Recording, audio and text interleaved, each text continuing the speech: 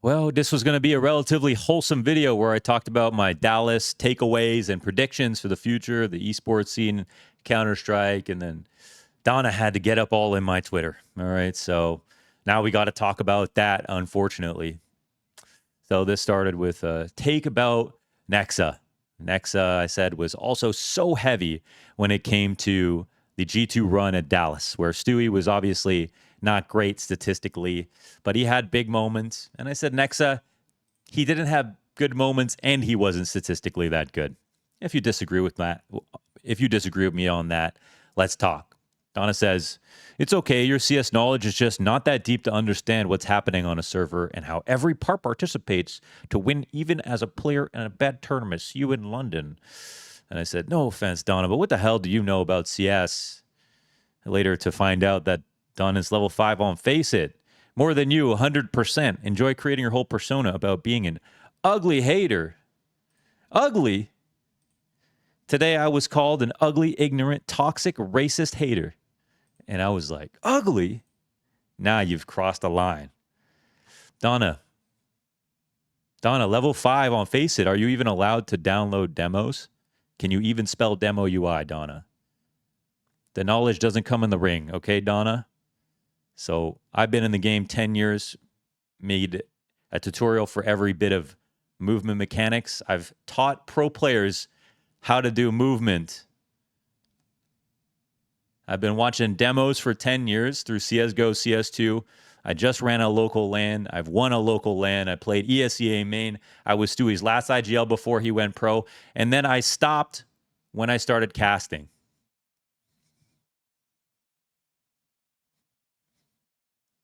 Donna, I know talking is free, but I don't think you came out of this looking great, okay? Anyways, she accuses me of being toxic while calling me ugly and unknowledgeable, superficial knowledge on CS. Okay. Have fun with that. So anyways, here's my personal post-Dallas takeaways / predictions, okay? We'll start with m0NESY. m0NESY is officially on pace for a simple 2018 year. m0NESY on pace for a simple 2018 year because this year it's been a race between donk, m0NESY, ZywOo, and then a couple of outside bets, frozen on FaZe if they kept making finals and things like that. But a little bit more unlikely past that point. You get into the Nikos and the other players who are not consistent, but probably will get better. Okay, but it's mainly m0NESY, donk, and ZywOo. But what did Dallas show us? Dallas showed us that m0NESY has a team that's as bad or worse than ZywOo. Okay, definitely worse than ZywOo. Stewie and Nexa were both like top 80 players at Dallas. So m0NESY's got a team that he's got to carry harder than ZywOo, even when ZywOo was playing with Masuda, even when ZywOo was playing with, Spinks before he started to get consistent, when he played with Apex before he got more consistent. ZywOo's had some really rough teams. m0NESY's had the worst, basically. And this is already a run that shows us what Simple did in 2018. And ZywOo's won a couple of MVPs where he didn't win the event. That's also important for a 2018 Simple year. It's not something that you want every single time. You obviously want to win the event. Well, m0NESY did both. He carried a team in an event he should never have won. And with the help of his own 1.8s and 1.9s on single maps, yeah, I was obviously Stewie posting all weekend, but m0NESY and Nico were incredible carries. Nico won this event as an IGL. That was amazing. So m0NESY, we're closing in on the first half of the year. We're going to go to the Blast Spring Final soon, and we're going to see basically in the first half of the year where we stand. But as of now, as of Dallas and what we just saw from m0NESY and what we saw from donk, that he's weak now, that he showed some weakness. And I just want to say, this is the first time that donk has shown weakness, okay? I want to be very pointed about my criticism. And I'd also like to say one more message to Donna here, okay? If if people being honest makes you angry, that's not everybody's fault, okay? That's something for you to deal with, all right? So I think it's pretty important that people are honest, because then you can cut to the chase. And to encourage people to be extra positive is literally encouraging them to lie. So I don't think that's what anybody wants, right? There's no point in listening to somebody if they're padding every single statement they make. So as long as I'm not bashing on players, I'm criticizing, their performance, how they played, everything like that. I got nothing bad to say about Nexa or anyone else for that matter. Sometimes I go to events after, like I'm friends with Alexi B. I've criticized his major run, and he's called the worst major run in history. Maybe a bit hyperbolic, but the points in the video still stand. Everything I said, I stand behind. And, I think I was right about that in terms of how lucky it was and what we see now with Navi. I think I could see that coming. People got mad about that. And people are fine, allowed to get mad. But to be honest, sometimes I think if they don't get mad, you're not that close to the truth. You know what I mean? So when I see Alexi B the next time, I hope he's not mad at me, because I still love him as a person. We've hung out, obviously. We've had a friend in common. Shout out to Blastava in the Finnish scene. And I talked to Alexi B for a long time, and I've been cheering for him too. It's not even that I'm cheering against him. I'm not cheering against Nexa either. I'm cheering for everyone to do as good as they can. But my job is to call it like I see it. And if I say everything that people see on the surface, then what the fuck is the point of me talking, right? What's the point of me talking? Anyways, I would like to say that everything is very precise as well, right? This whole Dona drama is on Reddit. And I talked about Donk, and someone was like, how can you criticize Donk? It's crazy after one game. And I want to be very precise. I said Donk finally showed weakness. And I say that because Donk finally showed weakness because this was the first match where his team lost, but he also played badly. Got to call it a spade. When it came to Copenhagen versus FaZe, when it became to the Bet Boom disappearance in the grand final versus mouz, Donk was still there, and I casted the Bet Boom, 3-match grand finals, 3-map grand finals versus Shuhei. I was there watching the Spirit game versus FaZe. Donk was great in that Spirit game versus FaZe. It was the rest of his team that choked. It was Zontic that got swallowed by the stage. It was Zontic to choke again here at Dallas, but it was also Donk this time around. So just saying here, he's finally showed weakness, if even only once. And I would like to say one more thing. We're talking about m0NESY, donk, and ZywOo. These are elite level players that deserve the absolute most scrutiny. Okay? If we don't have acute scrutiny for players of this caliber, then we're disrespecting them, because that's the level that they've shown us, especially when we're measuring them up against each other, right? Any gap in consistency is going to be a mark on the record at the end of the year. When Donk is going for #1 player of the world, and Dallas was a tier 1 stacked event where his head-to-head rival cleared him and had one of his best tournaments of the year, Dallas is going to matter. And that's why one game matters. Like chess, you can make 10 right moves in a row, and then you make the 11th move wrong and you lose the game. That's the deal with Spirit getting into playoffs and playing against hard teams. And that's also the deal with ZywOo getting into grand finals. Now, I will say, people are starting to open up to the idea of ZywOo not playing as well as he should be. The weird part is that his playoffs are now super strong in the last 2 playoffs. Obviously, his matches versus FaZe, versus Astralis, and at Dallas as well, up until the finals, and even until the last map of the finals. But this is where the greats are made, right? And we look back on ZywOo averaging 1.5 player of the year for the last 5 years, that no one's done that before. That's the kind of acute scrutiny that's required to talk about him, because there are questions about him versus good teams' big stage playoffs. And now he's knocking out quarters and semis. That's great. Grand finals is the most pressure. What's the difference between your matchmaking game, your pug, a scrim, a match, a LAN match, a playoff match on stage in front of a big crowd, and a grand final in front of a big crowd? It's the same game. It's only the pressure that's the difference. It's only the circumstances that have changed. That's why those games matter. And when someone says, well, it was just 1 map in the year, it was just 3 maps in the year, how many of those big games do you get to play? Does anybody get to play?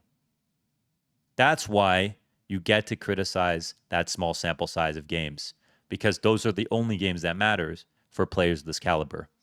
So for him to be in the top one conversation, stats aside, because his stats are still great, the only thing that that's going to win him over for people when it comes to him versus donk and mouz, who have already shown more X factor in 24 than ZywOo, is how well he plays now on a big stage in a grand finals versus a tier 1 team.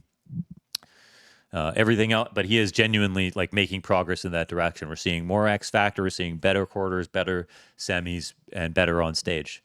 All right, mouz are a glass number 1 because they haven't beat FaZe on stage. Getting grouped will be remembered as an anomaly. This is my statement as a prediction, okay? And on Reddit, people are like, how can you call mouz a glass number 1?